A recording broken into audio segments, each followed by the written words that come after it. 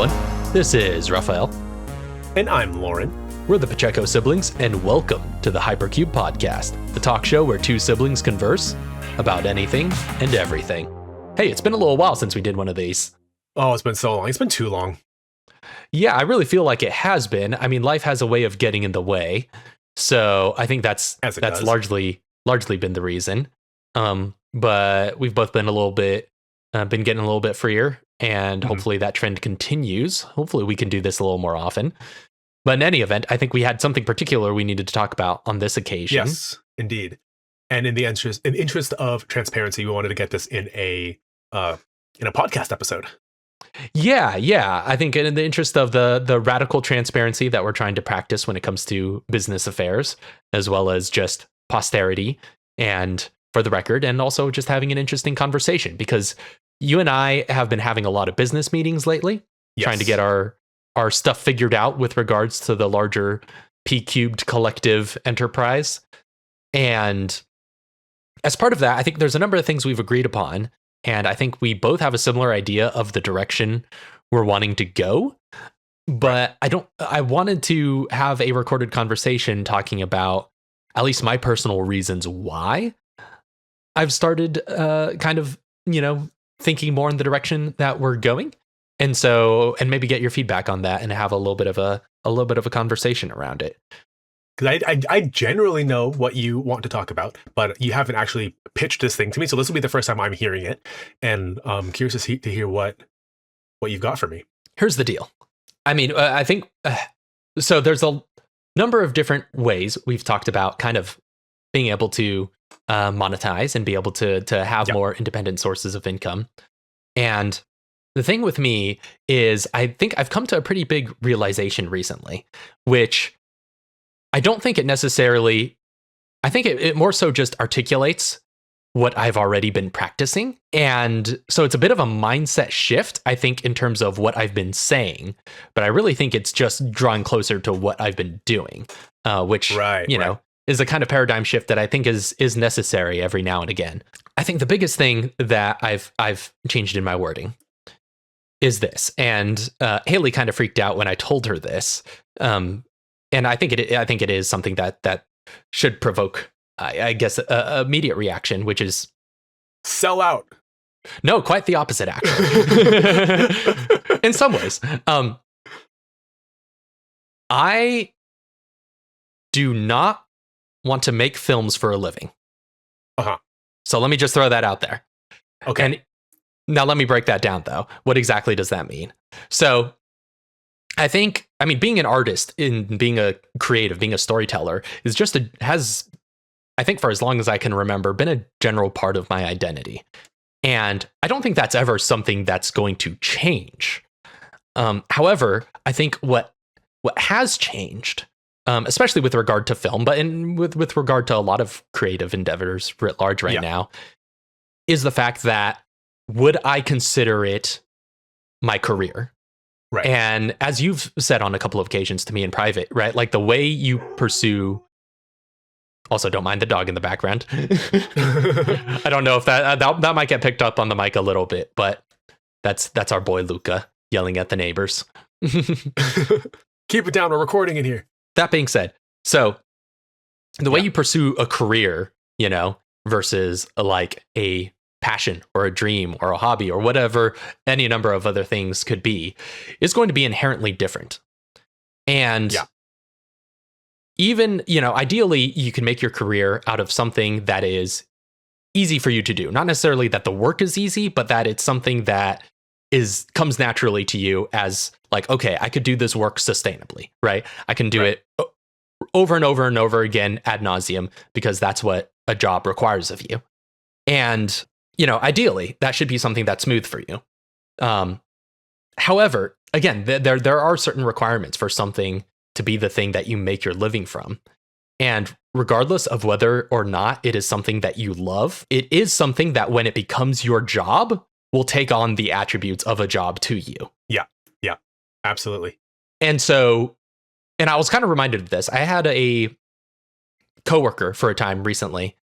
Suffice to say, I think it's kind of public knowledge that you and I have both worked in kind of blue collar labor jobs as part of our day jobs in recent years. And so not a lot of creative types in those environments. And, whatever, that's just part of the culture. Mm-hmm. It is what it is. Yeah, I recently had a coworker who was also an artist. And he was quite fascinating to talk to. And we actually have become quite good friends. But one thing is he was more of a traditional artist. And so he kind of specialized in metalworking. Traditional media. Yeah, traditional media. Yeah, I know who you're talking about. Yeah. Yeah, you've heard me talk about this person before. But he had been, for a period of time, a full-time artist. Mm-hmm. And we've had many conversations about what that was like, because it's like not many people, a lot of artists aspire to be full-time artists. Yeah. And not many of them make it that far. Yeah. And he did. He was a full-time artist and isn't anymore. And the reason why is because it got him really burnt out. He kind of lost his love for it because he had to treat it like a job in order to make ends meet, by his art alone. There's a lot of compromises you have to make. I mean, I know at the very least creatively, no doubt everyone has to do that if they're doing their art full time, but also just like the kind of projects, he was taking on, oftentimes would be things that he would not take on if he didn't need to for his living, for, financial and economic reasons. Financial necessity and not artistic integrity. Exactly. That was definitely a point of pride that he knew he was capable of doing that, of doing his art full time. But it was also something that had burnt him out and had made him not want to, create in that fashion anymore. And so he, stepped back from that and had gone back to doing, day jobs like before. And that's where we met.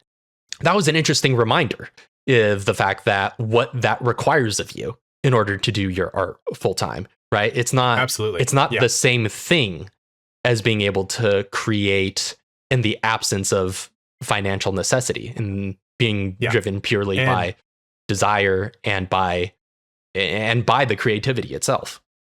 I've kind of got that from you because you said something to me a long time ago that I was like, ooh, that's probably not a good thing to say if you want to make filmmaking your full-time job, which was, I think you said at some point, you never want to direct something that you didn't write or something along those lines. Like you don't mind people directing things. You don't mind writing things that people will direct, but you don't want to direct something that you didn't write, I think is what it was. And I was like, that is wonderful. A wonderful aspiration to have if you don't want to make money doing filmmaking. And I think what you're trying to say now is that you want Quentin Tarantino's career, where he's only going to make 10 films and that's going to be it, right? And it's like, those are the 10 films that he wants to make, because you have to be selective when you say something as crazy like as that, I'm only going to have 10 films in my career. But what you're trying to say is that whatever it is that you end up doing for a career, you will also occasionally, on the side, when you feel like it, make films. And whatever that ends up being, like whatever part of the filmmaking process that ends up being. Because I guess my question for you is, when you say you don't want to make films for a living, do you mean you don't want to do the labor of making films for a living, or you just don't want to be in the filmmaking industry for a living?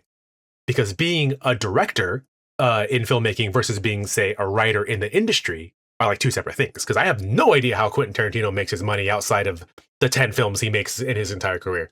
I know he's a writer. I know he's a producer. I know he does other things in the industry. I have no idea where he gets the majority of his income from, unless that literally is just like one film is good enough to last him until the next one. Honestly, it could be with how successful his films are. It very well could be. Yeah, like it could be he's getting enough residuals to live off of. But aside from that, we're not Quentin Tarantino, right? For better or for worse. And are you trying to say that filmmaking is not going to be your primary source of income as a career, or are you trying to say that the filmmaking industry will not be your career? I think it's a little bit of both, and. Because here's some more expansive thoughts on that. And I think a lot of these realizations were coupled with, like just kind of incidentally other things that like kind of would just pop up on my feed. Like I saw another one of a full-time illustrator, right, who was drawing back from doing full-time illustration. And they told a whole story about that. Not someone I follow or had ever heard of, but it just popped up randomly on my feed. Yeah, just one of those stories. And you're like, huh, that's interesting. But the way they told it of like how draining it was to try and do it full time, and how much they learned to love drawing again when they stopped doing it for their living. Yeah. And I'm like, man, yeah, that's really not something that I want, is to absolutely is to have that work mentality for something that is that way. And yeah, you're right. Like that is something like I said for a while, and I think that was kind of like the onset of my sort of ideas because, well, first off, I think that does also indicate I am a little bit more interested in writing for a living. I think that's not. Yes. I think that's something I'm less opposed to. I guess however, that's kind of what I was trying to get at is like, are you anticipating, I should say, focusing on writing as a career with the occasional movie thrown in there? Yeah, I think that's far more likely. And I think I've made some moves recently to go more in that direction in terms of developing my spec script library. And so that is definitely a more likely possibility. That being said, yeah, I think another thing that led to this realization is working on the short film recently. So right. I don't think we've gotten the chance to talk about this at all in the podcast because the last time we recorded was before this was even conceived. But so for much of the past year, I've been working on a short film called Displaced. We shot it back in October. And has it been that long already? Jeez. Yeah. It's been 6 months since we shot it. Wow. Yeah, so we recently finished post-production and everything. The short film is complete.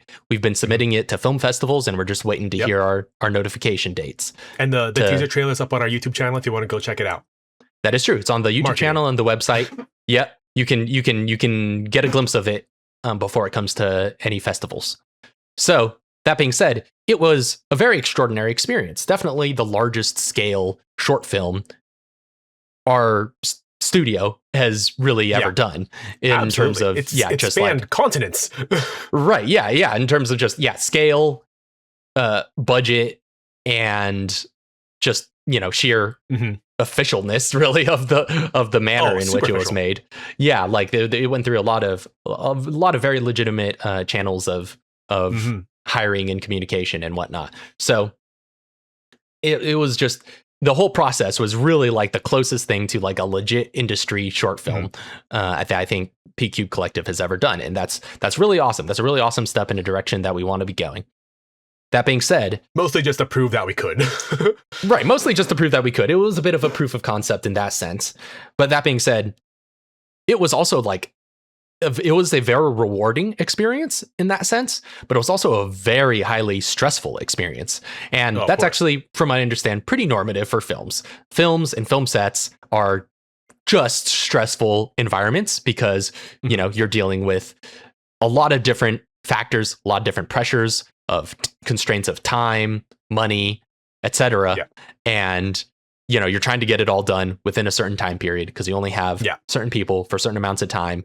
And oftentimes just being in the place, that you need to shoot it or using the resources that you need to shoot it is going to be costing money every hour of the day. So I like to think about it as like film sets are basically factories that, of course, production. It is a production environment, but the factory isn't producing a good. Or a mass-produced good. It's producing one good, and that factory was created specifically for that, for the first time that nobody has ever been in before. Even though the procedures are there, the procedures are already set in place. That factory did not exist before, and you are trying to figure that out at the same time as everyone else is. Exactly. Yeah. And so it's a unique pressure cooker in that sense. But so that being said, I was reminded of how much of a stressful environment filmmaking is and the process itself. And while having a film by the end of it was very rewarding, I was also reminded, would I want to go through this process for a story that I didn't care about? Yeah. And the answer to that is a hard no. So, for you, that's a hard no. I can see that. I can tell you that right now. You would not want to do a commercial. Right, for sure. Yeah, that's a hard. I mean, I could see myself doing a commercial if under the right set of circumstances. But that being said, like generally speaking, again, it'd have to be something you believe in, right? It'd be the kind of thing where it's like, like obviously you can do anything, but you wouldn't want to do like a random car commercial for Toyota or something. don't know, maybe some of those cars are pretty cool looking. But I mean, like there are commercials I see that really inspire me, is all I'm trying to say, where I'm just like, that looks like it must have been awesome to create. You know, like I look back at Michael Bay's Got Milk ad, or I actually haven't seen any of his Got Milk ads. Oh yeah, or the most recent Super Bowl had an ad by Yorgos Lanthimos that no idea was directed by Yorgos Lanthimos, starring Emma Stone. A bit of a kind of a reunion with that director cast combo, and it's amazing. it's just pure artistry, and it's for Squarespace. And so I see stuff like that, and I'm like, that would be pretty cool. But those are very edge case scenarios. It's super edge case. Super Bowl ads are literally once a year. And also the most expensive ad time, you know, per millisecond. They're basically micro short films at that point. Like they just happen to be sponsored micro short films. Right. So I mean, my point is, there are circumstances in which people are approached for their cinematic artistry in order to do advertisements. That's not an uncommon situation. And so those situations do arise given the right confluence of events and given the right lottery. Yeah. So I'm not saying there's zero instances. It's a non-zero chance. Back on it. Yeah, there's a non-zero chance of me doing advertising. So is which is basically zero. It is a non-zero chance. But that being said, like, would I want to undergo that like level of stress and pressure for a project that I care zero about? And the answer is a hard no. And that, you know, kind of indicates my positioning, you know, where that's because that is the thing that will be required of you if it's a job. Yeah. If it's a job, you're going to have to do it, you know, wake up in the morning and do it regardless of whether you want to, because that's how you treat jobs. It is the thing on which you are resting your financial stability and your living and your household and your groceries. If those are the stakes, you do it regardless of how much care you have for it.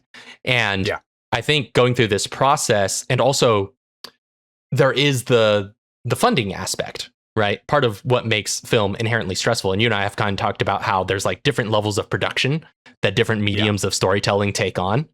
And film is kind of the biggest one, right? Like it is, you know, it's hard to get more expensive than film if you're trying to just tell a story. So even just the bare minimum film, like the bare minimum satisfactory film, not just like, you know, shot in your backyard, kind of with your mates just messing around, published to YouTube kind of thing. Like an actual short film that's intended to have an audience is at bare minimum gonna take a lot of time or a lot of resources. And that's just like the bare minimum, entry level. Anybody can write without like access to a pen and paper, and you can be a writer that sells a pretty decent story, because all the prerequisite to having that is like mostly internal stuff. Like you probably have to pay for a good education to be able to be a good writer, or have that kind of lottery of a good genes of being able to have an insanely good creative mind and a good technical mind to be able to write good stories without having a ton of education, which is not normal, but possible. Most of that is internal. You don't have to buy things to be able to do that. You just need a pen and paper, and you can put the ideas onto paper to construct this to get the story across. You cannot do that in film. By bare minimum, you need at least a camera and a microphone at minimum, and those are already things that have like an expense attached to it. For sure. And and if it's going to be more than just you know, in front of the camera, you know, that is at the very least, you know, relational expense. It's one of the few mediums where just by the virtue of what it consists of, the more money you spend on it, the better the product will be, just by default. Mm-hmm. Not necessarily the better the artistry will be, but the better the product. No, absolutely not. Yeah. Artistry, sure. Again, that part's internal. You can be a fantastic artist and never produce a film. You can produce a film and not be an artist. For sure.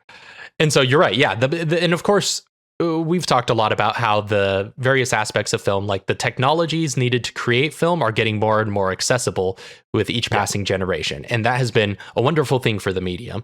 However, there is still economic value attached to the base tools of the medium in a way that most other artistic mediums do not have. And so, I mean, think about it anyways. It's like most people are like, oh yeah, you can make a film just with a cell phone in your pocket right now. And it's like, bro, most cell phones these days are thousands of dollars. Right. Yeah. Like people say that. And it's like, yes, everybody. It's like, yes. The point is taken that everybody generally already has one. I think that's the main point that's getting across. But yeah, that is still an object of immense financial value. Yeah. So it is still an asset. It's the same thing when people say like, oh, the only thing stopping you from getting a job is a car. Everybody's got a car. It's like, well, if you don't have a job, you probably don't have a car. Yeah, right. You realize that costs money to get. Yeah. And thus cycles of poverty often begin with pure carlessness.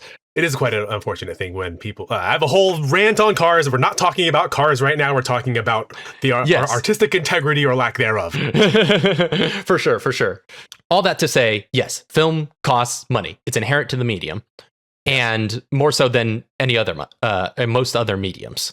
It's definitely more central in film. And with this film, with Displaced, we were fortunate to have a lot of financial support behind us, a lot of good backwinds there, and such that we only actually, on a $4,000 budget, we only ended up spending like a couple $100 out of pocket by the end of the whole process. We were very fortunate. Yeah. But that being said, it occurred to me that this was a very artsy piece.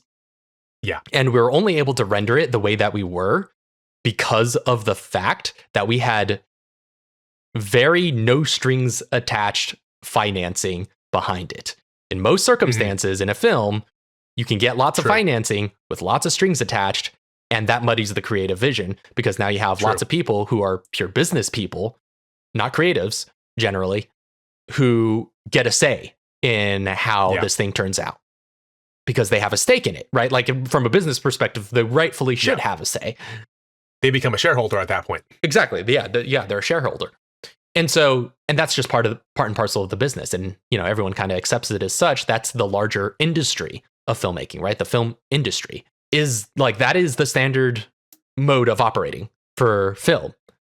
And is that a system that I want to be a part of? Because in film, you have a unique situation where the more independent you're financing, the more creative freedom you have. Yeah.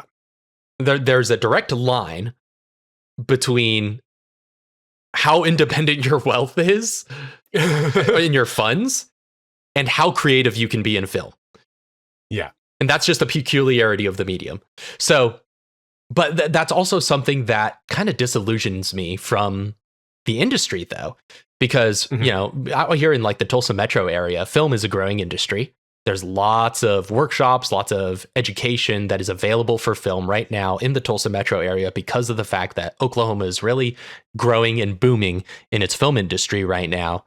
And so there's a lot of opportunities to learn industry standard practices and training and get all of that you need. But I'm also kind of reminded in working with a greater variety of industry professionals on this short film. And I'm hardly the first one to have this realization. I've heard similar sort of things from, a lot of the internet filmmakers like Freddie Wong and the people at Corridor Digital, people like that, it's that's also very constricting because a lot of them are learning models of filmmaking that are not necessarily optimal anymore. The world has changed a lot since a lot of these models and standard operating procedures were developed. Technology has changed a lot. And you and I know for a fact, have a style of filmmaking that is not standard operating procedure. Yeah, I am painfully aware of that. Yeah, very quick, very effective, and sometimes a lot more artistic. Sometimes.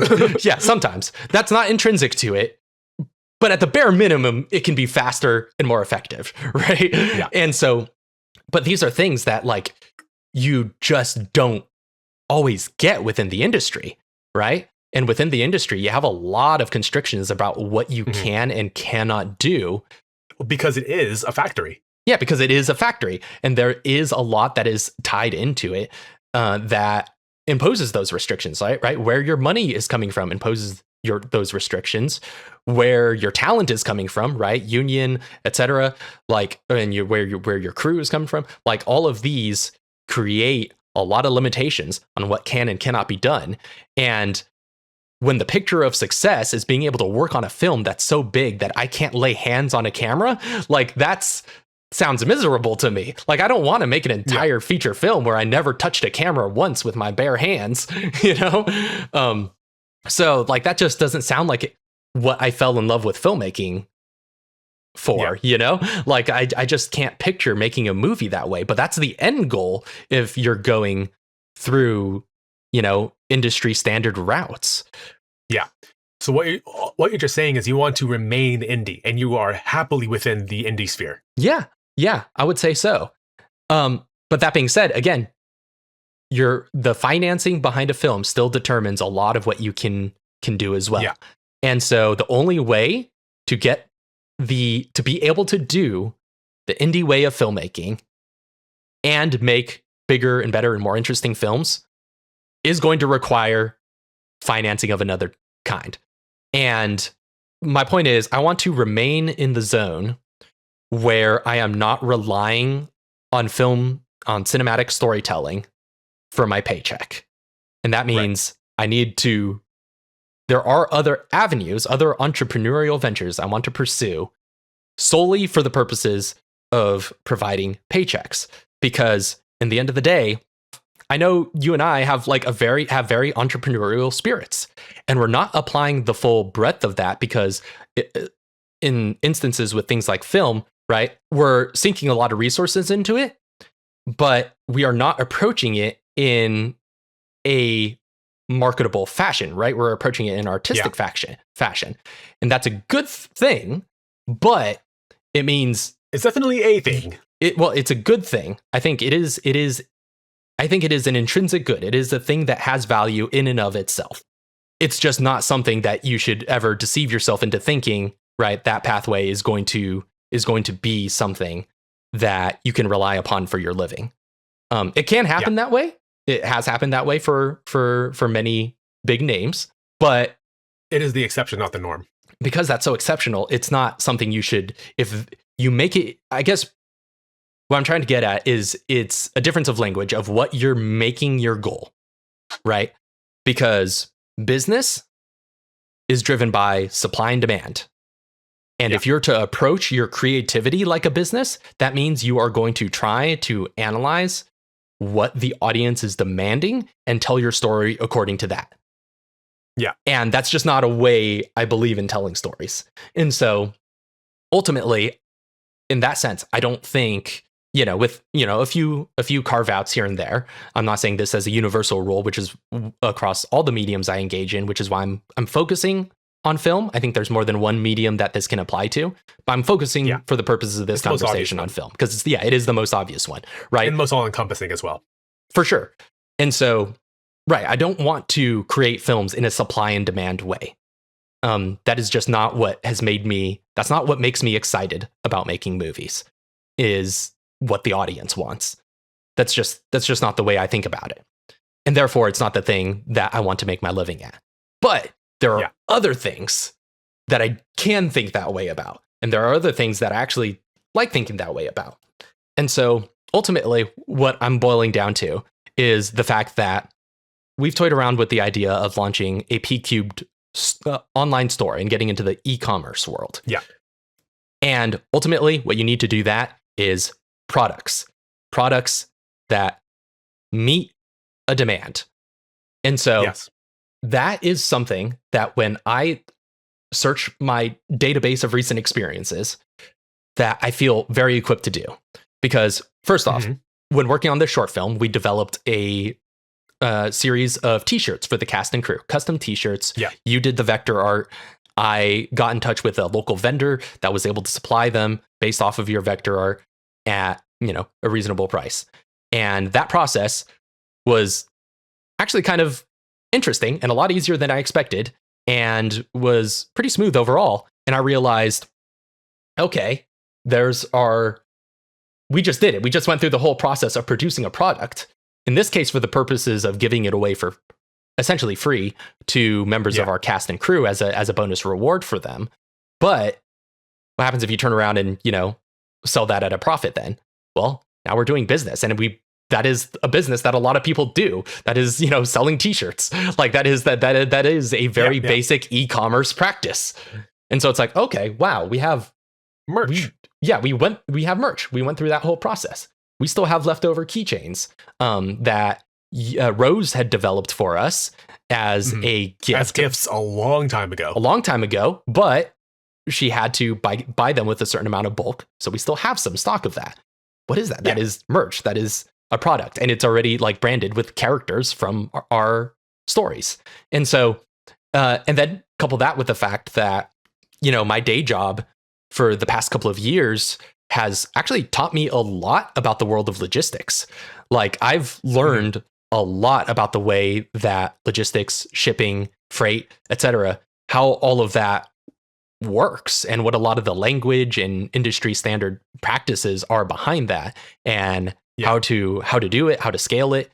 And we've had this website for some time, right? PachecoProjects.com, which has been kind of the official home of our P-Cube studio. Like, and that has its own, through Squarespace, has its own internal mechanisms for doing e-commerce in a very smooth way that actually interfaces with a lot of the logistics stuff that I now know how to do. So what I'm finding is that I've had a lot of recent experiences that have given me the skill set necessary to get into e-commerce.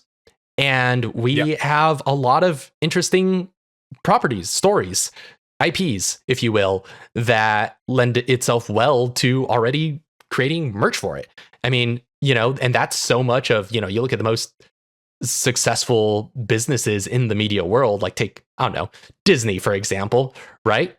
I mean, they make a lot of money when they make movies, but they make most of their money from merchandise, in all reality. That's a whole thing, man. Disney's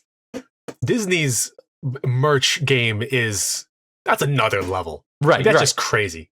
And so, but my point is, like, that is the larger pathway to capitalizing on having characters, on having stories, on having these things. You look at the way, say Capcom has run their business. You look at Nintendo. Nintendo has been making toys for longer than they've been making video games. Most people don't think about that often. It's over 100-year-old company now. How is that? It's because they weren't always making video games. They were making toys, and they're still making toys. So it's just, I guess that merchandise aspect has been something that I realize we have an ability to do. And beyond merchandise, just products in general, a lot of things that we have ideas for really are just products. Some things that, supply a demand, and things that have a place in the market, like our tabletop role-playing games. You and I are both in the process of developing original role-playing game designs that we intend to turn into products. Well, that needs a home. I guess the e-commerce store covers that as well. You're also in the design process for just proper board games, right? Yep, just actual games, like proper tabletop card games, board games. Mm-hmm. And so those need a home as well, because those are, at the end of the day, actual products. And you and I have both been becoming more acquainted with the actual processes, resources, etc., that are required to turn those ideas into products in reality, in the physical world, in the commercial world. It's been a combination of those realizations of not all of my creative endeavors I necessarily want to be the thing I do for my living, because that would take the joy out of them and be antithetical to just my philosophy of approaching them. So that was like the one thing. The other thing is the confluence of recent experiences that contribute well to being able to do independent business. And then also just the simple fact of the matter that I think you and I and other people we know have all been experiencing, which is we've got these day jobs, but for like that is ultimately kind of unreliable. I mean, they can be very reliable, but there are things that are outside of your control Yeah. that can change those, on in a heartbeat. You're at the whim of an employer. Exactly. Yeah. And even then, the employer is at the whims of politics, world events, The market. The market. I'm in an industry that has gone through extreme ebbs and flows since I started working my current day job a couple years ago. It's gone through extreme highs and lows over those 2 years that I've been working there, just based on things that are going on in politics, in the market, in the world. And I'm just like, at a certain point, I'm kind of tired of being at the whims of that for an industry that I don't care about. And so because obviously if we go into our own business, you are still at the whims of those things, but you actually care about solving those problems. You actually have a vested interest in adapting and changing and doing what you have to do to survive on the market. Whereas at a day job, it's like doing that for things that you don't really care for, and that are only representative of a paycheck for you. That's that's a little bit less motivating. When it comes to working for somebody else, if the market no longer needs your position and you need to pivot, that usually involves getting fired or quitting. Whereas opposed to if you own your own business and you need to pivot, that usually just involves starting a new line or switching focus to a different product or switching focus to a different service, as opposed to having a period of unemployability. Right. Which is not great. When a lot of people have been told, because it was the case a long time ago, when the only thing was find the job that you're going to stay in for the rest of your life. Mm-hmm. More people are finding that that's just not possible. And that's just not something that most people want. And it's increasingly becoming more normal to hop from one job to another. And most people who have been told this is the one job you're gonna have and the one job you're gonna need, they have no other skills. So when it comes time to pivoting and that industry just goes kaput, or their employer is no longer profitable or whatever, and they lose their job, they have nothing. What we want is to be able to have control over being able to pivot. Yeah. And when you say that, it actually reminds me, I think another thing that kind of influenced my thinking on this as well is, I think it was last year, either late last year or early this year, I got to see the Chan-wook Park film, No Other Choice. And it deals with a lot of these themes about industry and about security and employment. And yeah, it definitely inspired a lot of thoughts along this line. And come to think of it, that probably did also, I think that was part of the confluence of things that has helped influence this thought. Right. It's a very interesting piece. Definitely, like any Chan-wook Park film, contains lots of fruit for thought. But one of the things I was also thinking in that is, because there's a point in that film, I don't know if you know the general premise, but... No, I don't think so. Okay, yeah, there's basically this guy loses his job and starts going through increasingly drastic measures to try and get it back. And there's this point in that film, this isn't really spoilers, so I think I can generalize it enough to not be, at least, where Haley and I were watching this film. We both got to see it in an art house theater, which was really cool. And there's this point in the film where it's just like, he does all of this work in order to gain the identities of people who are competing for his job, right? Other people who are seeking the same position. Right. And at a certain point, it's just like, man, you could have done, like, including like creating like a fake business and having them like apply in order to attract them to apply for it so you could get their information. And it's like, at a certain point, you could have just made your own business. You could have just hired them. And, because he clearly was someone who had a lot of knowledge about the way his industry, he was in the paper industry, about how his industry works, and knew who was who and knew what the upper echelons were up to, and knew all of that information. I think I'm getting the vibe of this film, and I want to watch it so bad. I love those kind of films. Yes, where it's like, for sure. Where it's the completely, what's the word? It's not incompetent, because they are a very competent but very unaware protagonist, where it's like, dude, you're doing all the right things in the wrong order. Right? Yeah, it's fantastic. And it has so many twists and turns and is just so wild in the way that Chan-wook Park films often are. It's a wildly entertaining film. I highly recommend it, and actually has a lot of profound themes that I think are very relevant to this conversation we're having now. Themes about employment, work, and the roles those play in our lives and in our self-worth. And it's just it's very fascinating. And I would definitely recommend giving that one a view if you get the opportunity. That being said, I think it says something, like things like that sequence say something about the way in which we've been fashioned and incentivized to think of ourselves as employees, right? And to have an employee mindset rather than taking the skills and knowledge we have and taking the chance to apply it for something for yourself where you get to be your own boss. And I don't know if we're going to succeed at doing that.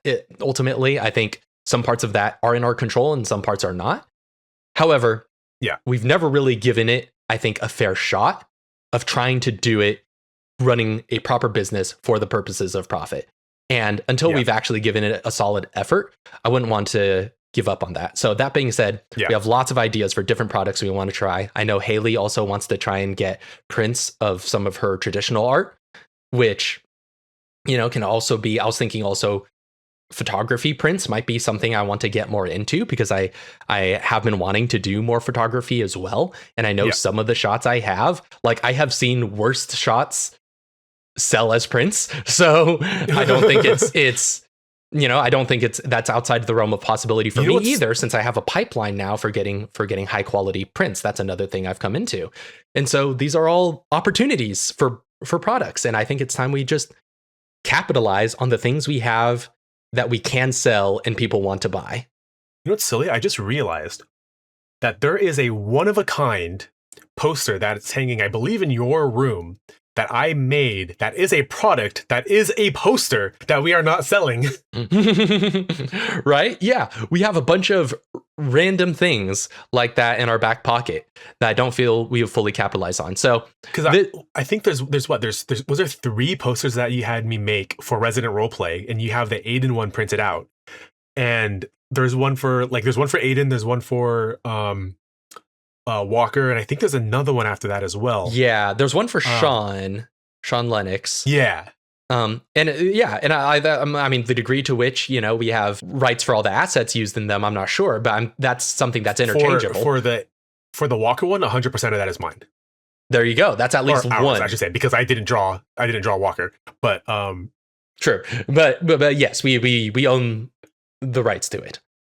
Yes. So there you go. Like, that's at least one fully sellable poster. And so we have things like this, right? And we have growing numbers of people who are interested in the characters and stories that we're telling.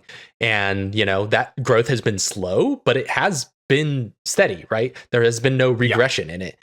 So even after long periods of hiatus, like we've been on in these past couple of years from really putting out steady content, it still continued to grow. And so I think that shows a kind of momentum and staying power and interest that I think is something that can allow us to capitalize on things like this. We definitely have a backlog of material that we can sell as product. I think a lot of the things that I was thinking, or that was stopping me before from looking into the product, like the product avenue of income, is the fact that I wasn't sure about logistics, because I know a lot of stuff that if you want to sell things like if you want to do things like shirts that aren't through something like Redbubble or something where they handle all the logistics, it's obviously we have less control of that. It's not in our website. It's more pricey than if we handle all the logistics side of it. So like for the customer, they would be spending more for the same product because somebody else is taking a cut, right? And I know that when it comes to those kind of things, there's a lot about the logistics of it when it comes to buying bulk things, storing them, and then shipping them yourself is a whole side of it that I wasn't sure about. I had no idea about. But if you have a pipeline that you think you can manage, I have so many ideas for products that I want to get done, and most of it, we were talking before the podcast recording about this as well. most of it is just because I don't have anywhere to store any of these things that I know that I can make. And there are things that I know that I can physically build myself, or that I have people who have access to tools that I need to build these things or to construct these things. But if I were to make them a product, I would need to buy them in bulk. I need to buy thousands or hundreds of these things, store them, and then ship them out myself, which is not something that I am able to do at the current moment. Mm-hmm.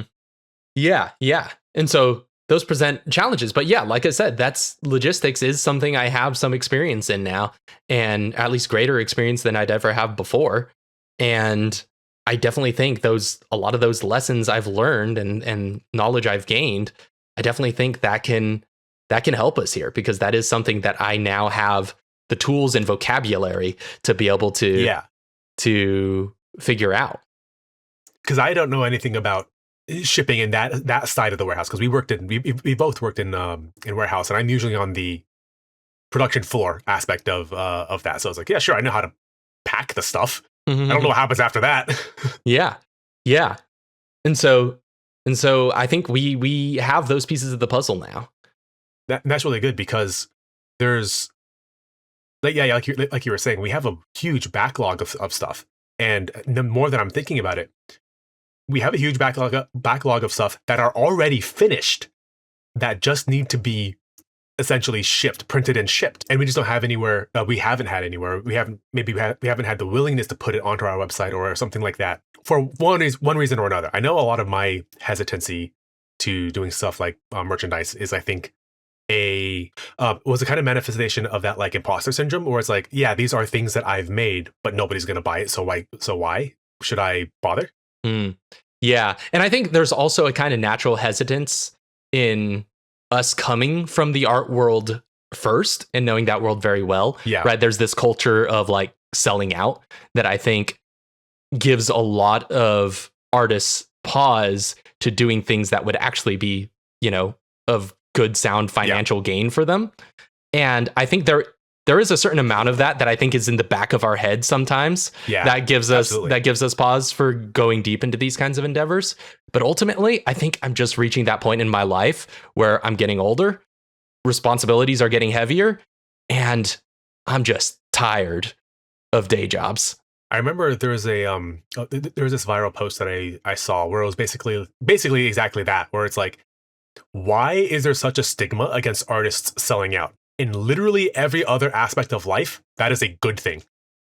But why, when it comes to being an artist, for whatever reason, it's like, oh, you sold out. How terrible of you. Making money to feed your family? Shame. Yeah.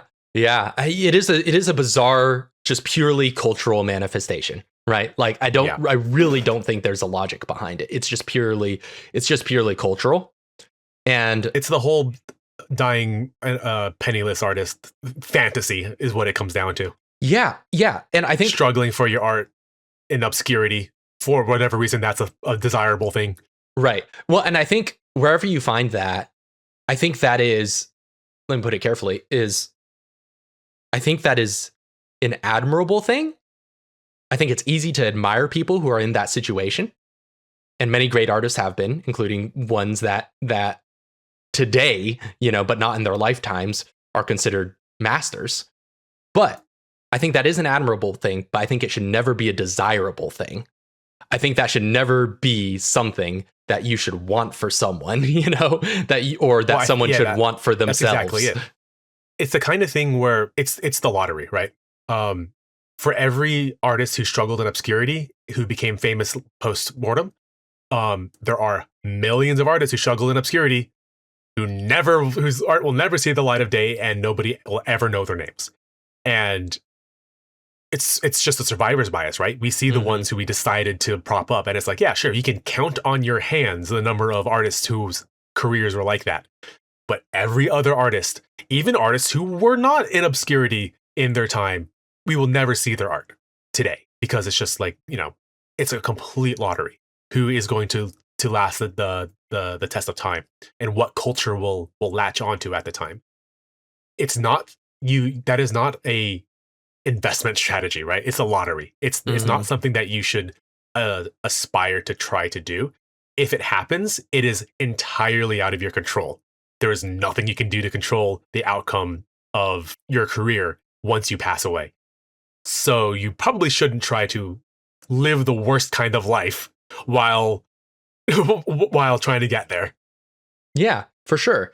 And I think ultimately, as I pointed out, where this conversation started, right? Being able to create a business for yourself is the kind of thing, it's almost like self-patronizing, right? Like it is the kind of thing that allows you to be independent and creative and free-spirited in the rest of your art. You know what I mean? And that's ultimately another thing that I'm kind of coming to realize is if I want to remain like I have a life to live, I have responsibilities to meet. And so if I want to remain responsibly, creatively independent in my film, writing, etc., then there needs to be some aspects in which I am selling out in order to support those. Yeah. What it comes down to is we just need to expand our portfolio because we have a lot of marketable and profitable things that we can take advantage of. I think we've been single-minded in our focus and trying to get one thing off the ground. And like you said, that one thing happens to be something you don't want to actually do as a career, which is filmmaking and creating the product of film or short film or whatever it happens to be.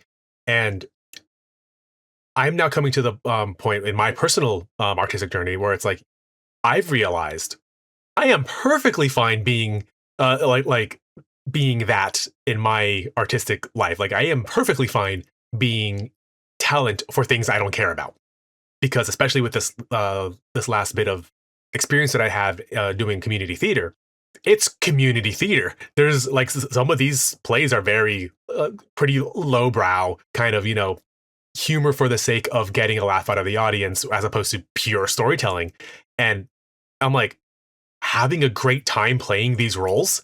And it's like, I don't care if I'm an artist for the biggest names on the block, or I don't care if I'm an artist or an actor in a AAA movie or whatever. It's like, I just enjoy being in front of an audience, or I just enjoy being in front of a camera or whatever. I will happily sell my talent to the lowest bidder or to the highest bidder. No, to the highest bidder. Only the highest. Only the highest. And it's like, and that's something I've realized. Yeah, I think it's just a journey for both of us to understand what are the things we're okay selling out and what are the things we want to protect, right? Yeah. Because I think we're both of us have areas where we're going to draw the line somewhere on each of those. And they can be different things for, between the both of us. But we still have certain things where it's just like, I want to protect that. And we have certain things where it's just like, I'm okay selling that. And we need to decide what those are and then sell like crazy, right? Because I think ultimately, again, when I first came to Haley explaining that I don't want to make movies for a living anymore, she was really worried. Yeah. Because she was like, I married a creative. What happened? Yeah. But when I explained what I meant, what ultimately brought relief to her is the fact that what I'm saying is now I'm going to put each thing in its lane. And that means I'm going to be able to be more creative about the things that I want to be purely creative about. And I'm going to be able to be more industrious. Sellouty. Yeah, industrious. That's a good word. I'm going to be more industrious on the things that are purely commercial. Because whatever those things are, you need to be able to commit to the maximum possible degree on both of them if you're going to have any hope of enjoying or sustaining them. And the things, and you need to draw those lines. And I think that's ultimately the point that I've come down to. And I think that's basically the purpose of this conversation I wanted to have with you. And so if I were to boil it down, sure, is that you are assigning things into the work bucket and the play bucket. And we are learning that we need to work hard so that we can play hard. That's a great way to put it. I didn't quite think of it that way. But I think ultimately, because I know exactly what you mean when it comes to making films. That is something that we enjoy doing. That it's fun, and it's something that we want to be able to do at a high level without the strings attached of doing it at a high level for somebody else. And when it comes to that requires an amount of that is high level play, right? We want to be like essentially the we want to be like high level practitioners of our thing without the burden of being a part of the overarching industry. Mm-hmm. And in order for us to do that, we have to supplement that with something else, because we have to, like you're talking about the funding, we have to be able to get that funding somewhere else. And if we can self-fund or get funding from other places, it would be easier for us to do things that we aren't as interested in the play aspect, where we're going to enjoy it, but it's work that we know that we can do, to supplement the play, to be able to get to the point where it's like, ooh, you know what? I'm in a place now where I can make this film that I've wanted to make for a couple of years. Mm-hmm. Yeah, and to your point, let me pose a couple of things, because yeah, you're right. That's exactly it. And I've learned, right, as we head into middle-aged life, that it's just a simple, practical fact of the world we live in that, yeah, if we want to be able to maintain artistic integrity on those things that we enjoy doing, then it has to be supplemented with something else. And that something else is either going to come from a day job, or it's going to come from something we built for ourselves.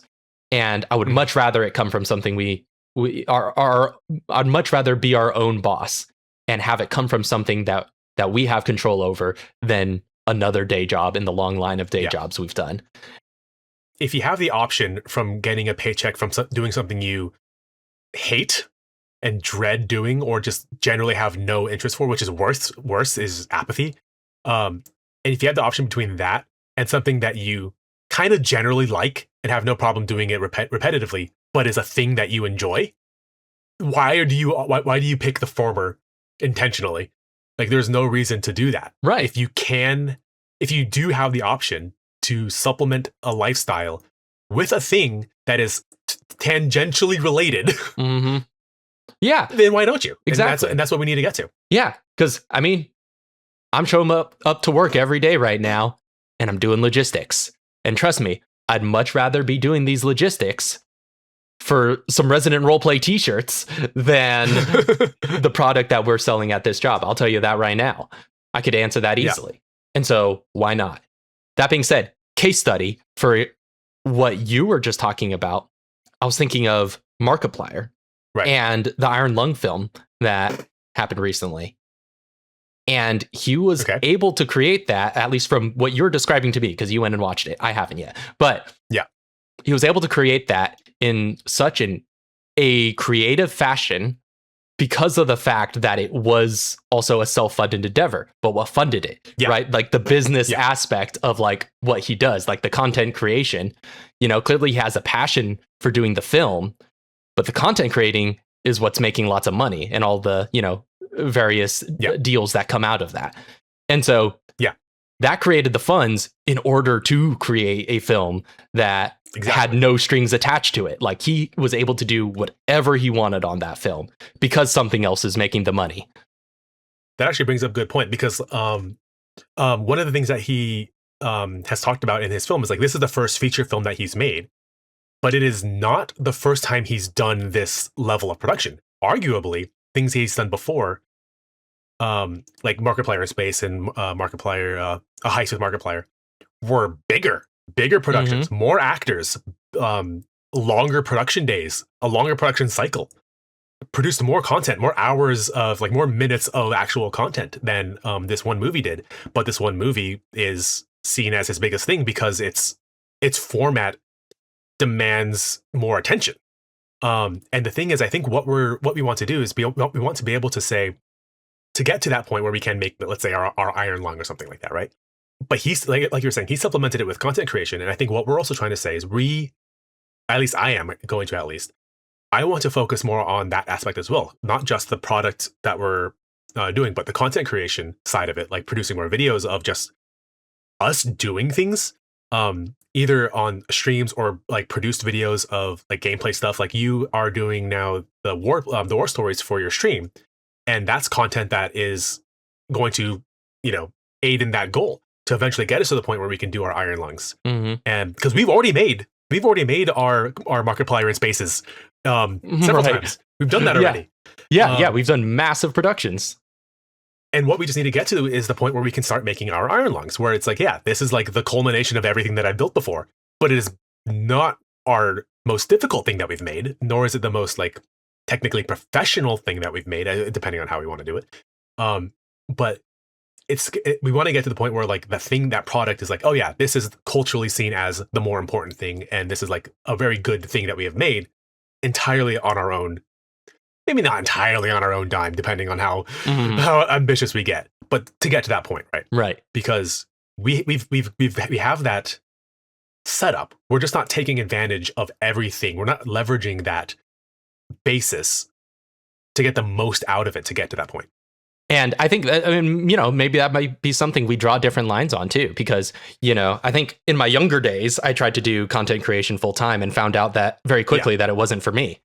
And so I think that's definitely an aspect that I'm less interested in, but that's the great part about having two of us. Exactly. Is we can, you know, I'll happily content create. Yeah, exactly. So there you go. And you can focus more on those enterprises, and it's all under the P-Cubed umbrella, because ultimately this is a collective. So I think that is basically the thrust of the conversation I wanted to have with you. I wanted to give you that little story to show where my mindset is at and how it's changed in this last year or so. And while at the same time giving you and our audience a little bit of a business pitch and letting you know now we are committing the P-Cube store coming soon. It is being worked on. And giving a good idea of what to expect coming in the coming, I don't know at this point. Within this year, I believe, is when we want to start all this getting off the ground. But definitely start seeing a lot more stuff coming out of the P3 brand, whether it is products, but also like more content, more variety of content. Watch this space, I guess, is ultimately what it comes down to. This has been one big ad. No, I'm kidding. And subscribe to our channel. Yeah. Oh, see, that's like why. And subscribe. That's why I couldn't be a full-time content creator. I can't do that authentically anymore. I will do that. Okay, can you sell out? Sell my subscribe to our channel, P3 Production. Was it You don't even know what we're called. P3 Collective. No, listen, it's been a while. Okay, when was the last production? When was the last podcast that we recorded? How many years ago was that? Goodness gracious! I think we were talking to Keiko the last time we did this. I think we were. Yeah. So, but, oh man, yeah, it's been a long time, and I'm rediscovering the channel. Right. It feels like we're rediscovering our own brand that we built years ago. I remember this now. Yeah. I went back to my webpage and I was like updating a lot of stuff because like I added a new series. Go look at p3collective.com/Lauren/cube. There's or PachecoProjects.com. I hope I got that right. Look at PachecoProjects.com/Lauren/cube. There's a whole series of that stuff there, and I was like, oh yeah, I gotta like update a lot of this stuff. And I was going through the website, I was like, I remember this. I remember putting this together. How long has it been since I've seen these pages? Yes, for sure. Yeah, we are kind of in a mode of rediscovering it right now. We are coming out of hiatus is the problem, and I think we may have said before, it's like there might be like a short, like a soft hiatus or something like that, especially as our lives started getting more busy, especially yours with a lot of big life milestones being met like back to back to back. There was a lot of stuff where it's like we just didn't have the amount of time. Yeah, and I think now it's getting to the point where we're forced to make the time. Yeah, for this for the channel again, and I think rediscovering our own brand and and realizing that this is something that we need to actually focus on has spurred me to kind of think more about what I want to do with this channel and where I want to take it and what things I want to do in this general space. For sure. So lots to come. And I think there's only not officially out of hiatus until we say we are, though. Well, I've learned not to make any promises anymore. I think that's another lesson to learn from the period of hiatus, and which was really just a period of life transition, I think, for both of us, where it was just, we had a lot of life to live. And I think we are reaching an equilibrium where we can take these things seriously again, and but with a renewed approach. Well, simultaneously, an equilibrium, but also a ultimatum, because it's getting to the point now. I'm not saying we're old, like we're gonna die soon, but it's getting to the point now where it's like we really have to think about the priority, like how we prioritize what we spend our time on, because it's getting to the point where we don't have. I'm just gonna sound like an old man. It's getting to the point where we don't have the same energy as we did when we were younger to be able to say, I'm gonna do all 10 of these things at the same time and be fine, because we did do that. And it burnt us out. And now we're old, and now we don't have that energy anymore because we used it all when we were young.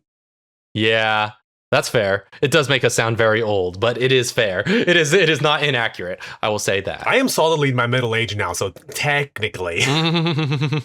Yeah, we're getting. You're turning 31 this year? I'm turning 30 this year.